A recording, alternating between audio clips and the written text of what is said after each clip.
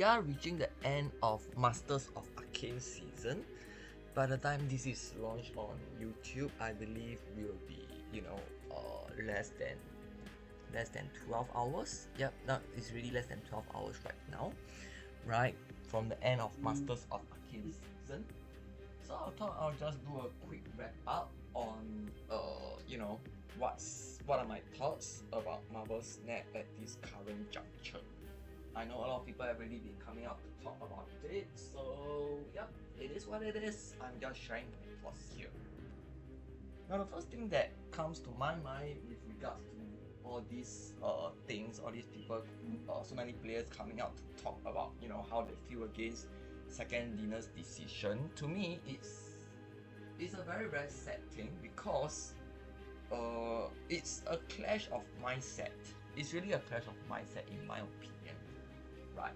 So Marvel Snap is a game that is meant to be casual. It's not meant to be something that players I'm not saying there aren't any, but I'm pretty sure most, alright, I will even dare to say that if you were to leave out streamers, people who use Marvel Snap as a income source, if you were to exclude these people, I would dare to say that 95% of Snap players, don't sit down in front of the computer or take out their mobile phones and play Snap for 2 hours, 3 hours straight. Right, we have really seen that this thing issue, this concept, this mindset issue surface when Conquest was launched. Everybody felt that Conquest was too long. Nobody was doing Conquest in one sitting, right? So yeah, Marvel Snap is supposed to be a game that you enjoy, for a quick, maybe maximum a quick 1 hour, right? And that's it. So in terms of commitment, nobody wants to be committing as much, right? Or be forced to commit as much, right? Because it's one thing to have a game that you play casually and you enjoy casually, as opposed to having a game that from the onset that okay, I have to commit a lot of time or I may even need to commit resources, real life money to it, right? And Marvel Snap is not that game, okay, and rightfully so, because it's a game that's going to be very difficult to be competitive anyway, right? Examples, the most recent tournament, right, the Golden Gauntlet tournament. True fact is a deck that is absolutely random, right? That is absolutely RNG based, RNG fest. In fact, the final game, the final winning game, the final winning move was down to RNG. Alright, it was the Agatha Thanos Arishem deck, right? And if we were to look at what happens is in Conquest, different decks are able to win. A lot of luck is involved. If we were to look at Ladder, a lot of different decks, even non-competitive decks, can get you into Infinite if you snap, if you're patient enough, and if you snap well, right? And even if you look at Top Infinite, we have seen so many decks appearing in Top Infinite, competing for top place, top 10, top 50, top 100, stuff like that, right? So Marvel Snap is a very diverse game, it's a very casual game, there's a lot of luck involved, there's a lot of random things involved, right? And it's fine, right? It's fine, not everything has to be competitive, right? I'm sure there are a lot of people there are definitely a lot of people, alright, who play sports casually, right? So yeah, it really doesn't matter, right? But here's the difference in the mindset. Players who are not into a game competitively, who sees a game as a casual thing, as a pastime, right, will not be willing to spend as much, will not want to be pressured into spending as much. And the issue is right now Second Dinner is actually pressuring players to spend. And I think that is the issue, right? It's really that's the thing about this entire monetization policies that Second Dinner has and why it is so terrible to us. Now the second thing that I want to talk about will be Fantastica. Will there be another card locked behind a super premium fast? We will know the answer very soon, right? But in my opinion, honestly, I have no issues if they were to do so. Honestly, that is in a vacuum. I know a lot of people are going to come out and say, hey, you're just, a second tier sim and all that, but hear me out first. The alternative is we will not have another card, right? Which is actually not good, right? Because I would rather the game has different things, right? Even though it may not be accessible to me, even though I may not have it, right? Because honestly, card games, you do not need to have every single card to enjoy the game. You do not need to have every single card to be competitive. Alright, I used to play Yu-Gi-Oh!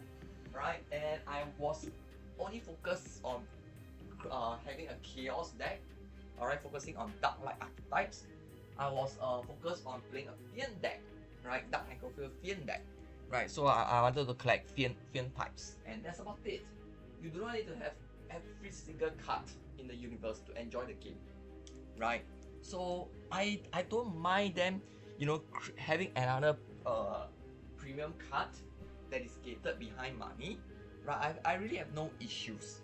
I do not have any issues with it because the alternative is having one less card, right? And but the problem is Second Dinner is literally tone deaf if they were to launch it the way it was Deramai.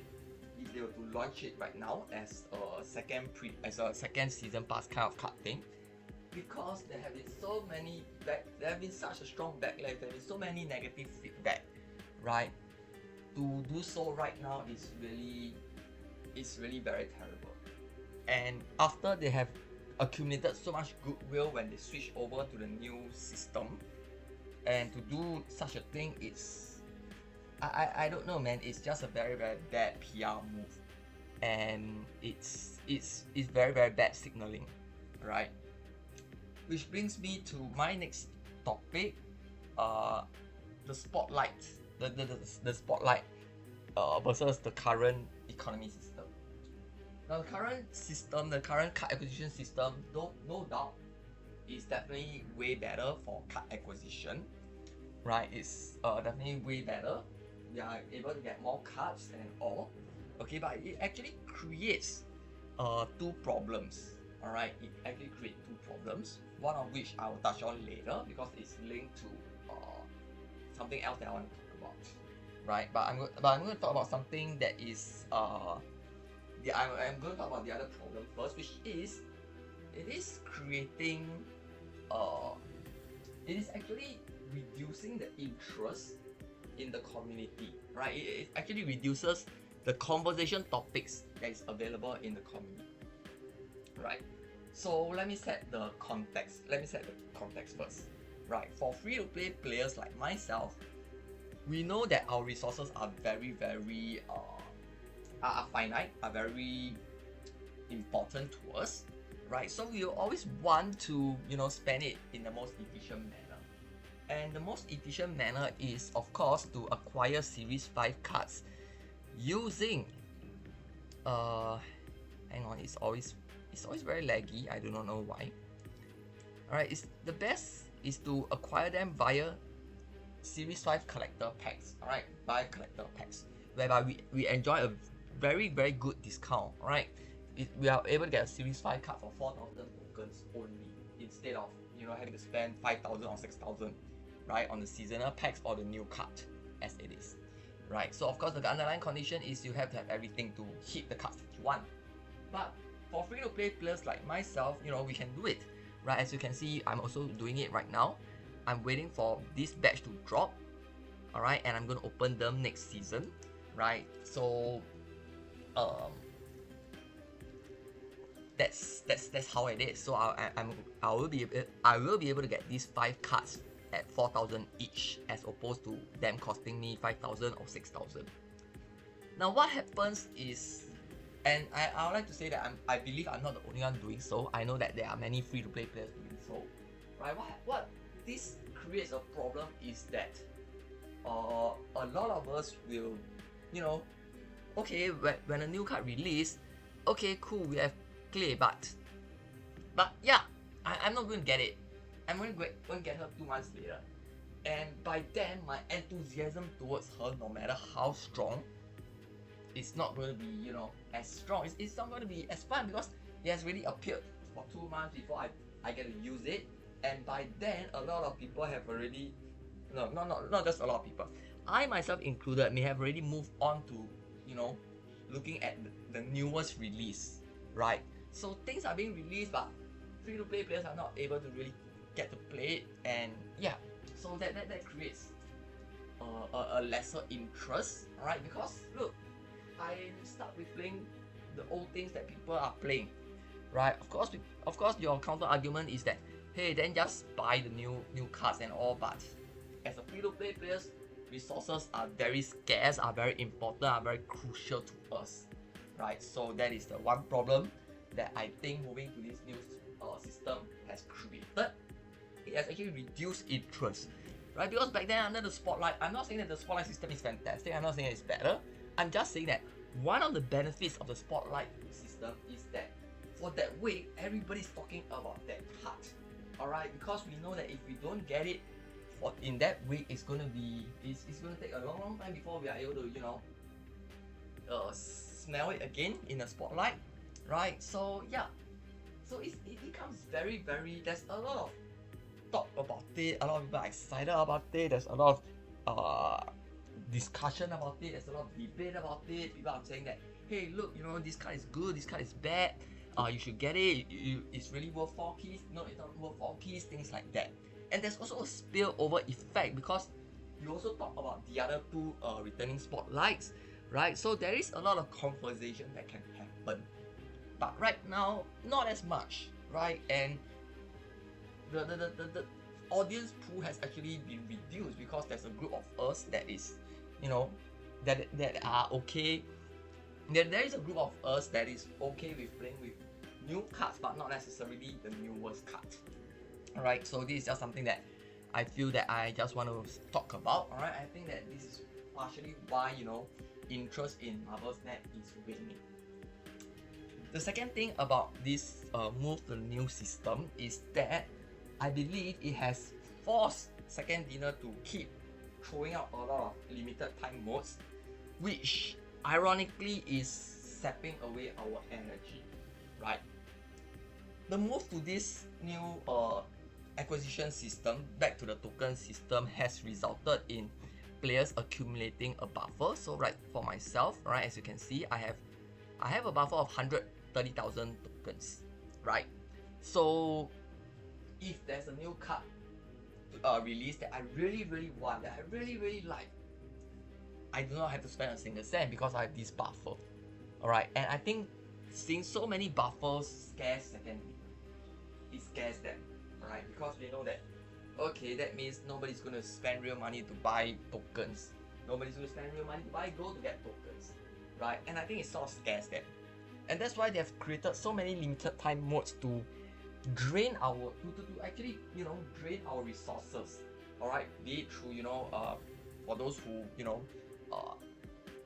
miss Kid Omega, or, you know, just want the variants and still want Kid Omega, they may end up spending tokens on Kid Omega, or they may spend gold. You can see that I did, alright, I have a very weird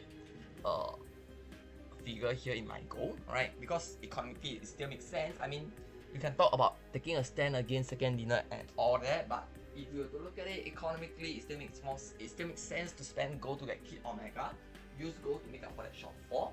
Alright, I only spent 583 gold after some crazy ass grinding, right? So yeah, long story short, I think that Second Dinner is introducing a lot of, is putting in so many limited time events to get us to spend gold in all these events, and that has happened, right? High Voltage Overdrive, you know, we have to spend gold. Sanctum Showdown, you would be very tempted to spend gold, alright, to get those additional scrolls if you are just, you know, a little bit away from the having sufficient charms to get a new variant, right? Or you just want that variant, you just want that emote, you just want that avatar, and you are running out of time, you know, you've run out of scrolls, you know, you may just spend the gold to get those scrolls to farm those charms. So yes, this is my belief why I think that we are seeing so many limited time modes. Alright, my alliance member had mentioned that it could be to combat the engagement with Marvel Mayhem Mystic, but I do not think so, because if that is the case, they can just run one event, run it for 1 week during the MMM release week, but that's not the case. Or run one event and run it for 2 weeks, but that's not happening, right? So I firmly believe events is launching events is how Second Dinner is looking to deplete our resource dash, right? And also to force us to reach into our pockets for real money immediately, which I think is not healthy, right? And the thing is that I find that it's very, very sad, because there really isn't a need to rush, especially when I feel that Marvel Snap right now is at a autopilot kind of mode, right? And what do I mean by autopilot kind of mode? I think that, look, we can see how much revenue Marvel Snap is pulling in, and it's a very, very substantial amount. It's a huge amount, right? And all Second Dinner has to do right now is to just keep releasing new cards every month, as long as the cards that are being released are interesting, fun. People will spend the tokens, people will buy the season pass, and yes, it's to me it's just a very easy kind of thing, right? You just have to maintain what is happening right now, maintain the game as it is. Very little needs to be changed, and you have, I would even say that you have a perfect environment, at least for the next 6 months. All right, after the move to this new acquisition system, while people still have a resource stash buffer to run through, the environment is going to be very, very good. So why the rush to I really don't know, right? Of course, some people speculate that the license with Marvel is ending, so they are rushing to milk dry everything, and I don't know, alright, because I'm not Second Dinner, I don't work for them, I have no idea, right? But if that is the case, it's very, very sad, because this game is almost like it self-maintains, okay, obviously some work has to be done, but I don't think a lot of work, a lot of effort has to be put into the game to change the game for it to be successful. So that's very sad in my opinion. So yeah, I think it's very, very sad, because if you were to ask me, I think this is a great game. It is a game that can still run for there's still a lot of characters that's yet to be released. So honestly, it can still run for a long time, right? And it's just sad how greedy Second Dinner is, right? We'll see what happens with the Fantastic Car, alright? What really happens? There will really be a very strong indication. There will really be, a huge signal to all of us, right? So let's see what happens then, right? And for myself,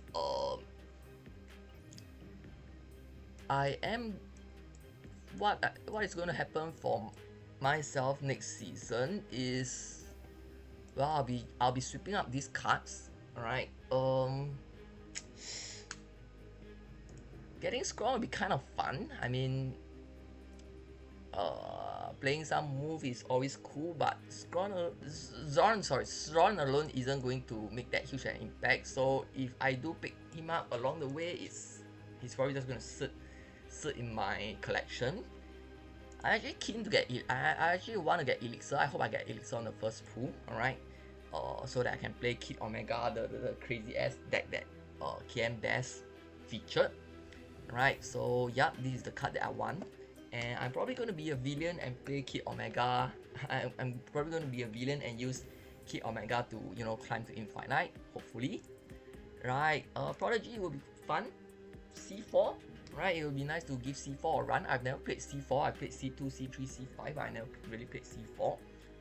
In fact, I don't think I played C4, so yep. If I pull Prodigy, I'm going to play some C4 for sure. Negative, right? An upgrade to Negative deck, Mr. Negative decks, but yeah, I've never been a huge fan of Mr. Negative decks. But hey, it's nice to have Esme. The other one, Surge. I honestly think Right, so she's a great card. It's definitely a great card. She's definitely a great card, right? But I think she's a candidate to be nerfed, right? And I was having this discussion with my alliance mates, and my thoughts are that I think giving her, you know, -1 cost and +1 power is the application is just too great, right? Even if, you know, Surge just hit one card, imagine if just hitting Iron Man, right? A 4-1 Iron Man, that's it. Imagine just having such impact on just one card. It's huge. It's crazy as huge, right? So yep, I mean if I do pull Surge early, then yeah, obviously she's gonna feature in a lot of decks. But honestly, I think she's a nerf candidate, and I'm actually pretty tired of seeing her. So yeah. So TLDR, I hope to pull Elixir as one of my early pulls, although, you know, I'm just going to pull for everything, one shot. But I'm probably going to play Elixir, and I'm going to enjoy some C4 next season, right? Something else is that I'm actually very tempted to pull for these 3 cards as well, right? Because there's a move deck that Dexter is very infatuated with, that I think that is very fun, very cool as well. So I'm also very tempted to pull for this as well, right, when they drop. So that would be 6,000, but the thing is I still have these 2, so yeah. So potentially I may have to spend 10,000 on series 4 cards, 10,000 on series 4, 10,000, 3, 5, 5, 4, 20,000 on these 5 cards, 20,000, 10,000, 30,000, so I'll back down to 100,000, which I think I would be comfortable with, but let's see, right? Because there's another event this month, so I would actually be a little bit more focused on climbing first rather than, you know, dicking around, right? So my focus, my aim would be to get Elixir, play Kid Omega to Infinite, and yep. So yeah, Kid Omega Black Panther that deck, right? So that is my utmost priority. Then if I do have the time and I'm still in the mood for it, I'll probably, I really don't know, right? I might want to play around with some movement. Helion, I might want to get him as well. I don't know. He looks he's a very cool utility card. Not just in move decks. In move deck, obviously he's crazy. But even in a value deck, I do believe he's really very underrated, right? Because, you know, the ability to move your cards all around on the last turn is not something a lot of opponents want to deal with, right? So I really think Helion is a very good card. It's a very underrated card. So yeah, these are my thoughts on the current state of Marvel Snap. What I'm going to do next season, which is going to come in very soon. We have about 11 hours, right? So yeah, this is my thoughts. For those who have yet to reach Infinite, you still have 11 hours. Good luck, all the best. And yeah, the grind is gonna start very soon. Same message as I sent at the start of last season. Try not to dig around too much at the start of the season. Try to get to Infinite as soon as possible. I would say by week 1, because it's going to be very chances are you'll be feeling very jaded with the event launch, Grand Arena. From what I see, it's going to be kind of a grind as well, right? So honestly, rev out your engines. Try to make it to Infinite first week. Otherwise, it's really going to be a very tiring. It's really going to be another gruesome season, right? So yeah, it's kind of sad that, you know, Marvel Snap, a casual game, has, you know, evolved to this stage. I do believe that there are still a lot of people who love this game, myself included, and are still sticking around, hoping that, you know, it gets better. So we'll see. Alright, the Fantastica thing is going to be a very big indication as to how much Second Dinner values us, and I hope to hear some positive news. Until then, happy step.